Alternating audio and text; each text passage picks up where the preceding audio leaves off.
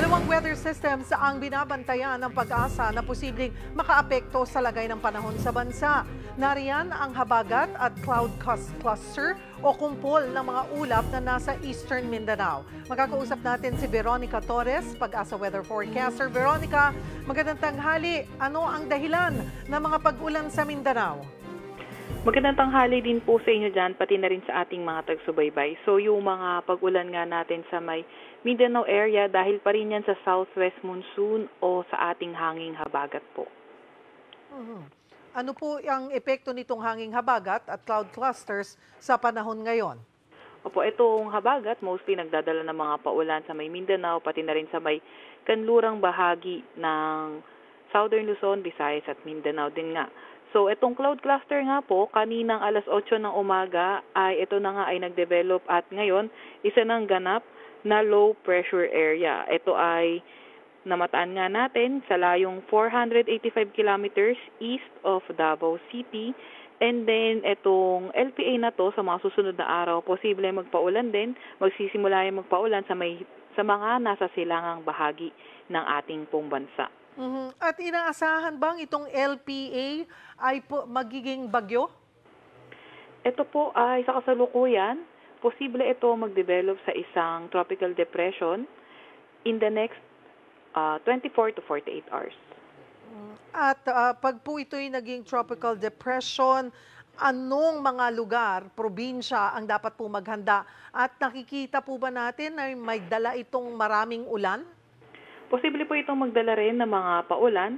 So kung ito nga ay kahit low pressure area pa lamang siya ngayon, mag-iingat pa rin tayo dahil nga may mga paulan tayo, mostly posible dito sa may Mindanao area, Visayas area, pati na rin sa may Southern Luzon area po. Iba pa po ba itong tropical depression sa labas ng PAR na malapit sa Vietnam? At ito po ba'y may epekto sa ating bansa? Yung tropical depression naman sa labas ng ating Philippine Area of Responsibility, ito ay walang direktang epekto sa ating bansa naman po. Ito ba ay nakikitaan po nating lumapit sa bansa in the next days?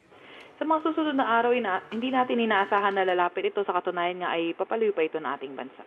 Ngayong July, ilang bagyo ang ating inaasahan, Ms. Veronica? Posible po 2 o 3 bagyo for the month of July.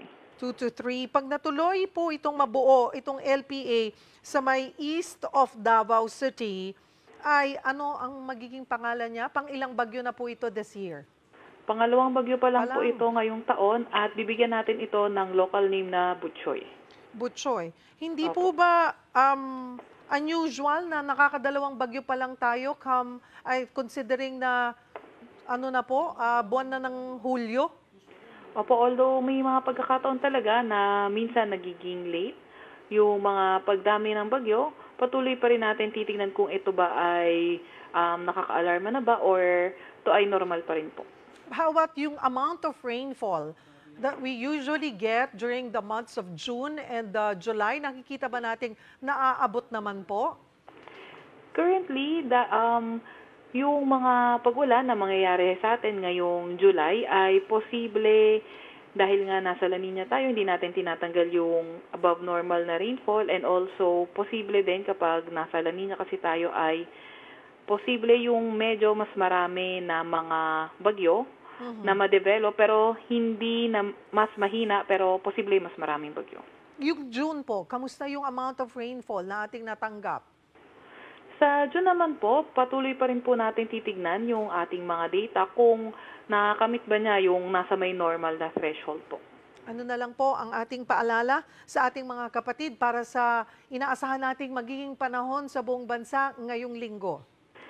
For this week naman po, inaasahan nga po natin na posible nga maulan lalo na sa mga nasa may Visayas area, Mindanao area din. Although in the next few days, posibleng maulan sa Mindanao area, and then nakikita naman na po natin na unti-unti sa pagpas ng mga araw, patuloy yung paghina ng ulan sa may Mindanao, pero ingat pa rin kasi nagiging saturated na nga yung lupa dyan sa areas na yan, lalo na yung mga inulan ng mga nakaraang araw, kaya ingat pa nga rin tayo sa banta ng pagbaha o pagguho ng lupa. Lagi pa rin po tayo maki-update sa ilalabas na mga advisory ng Pag-asa po. Maraming salamat, Ms. Veronica Torres, Pag-asa Weather Forecaster. Magandang hapon.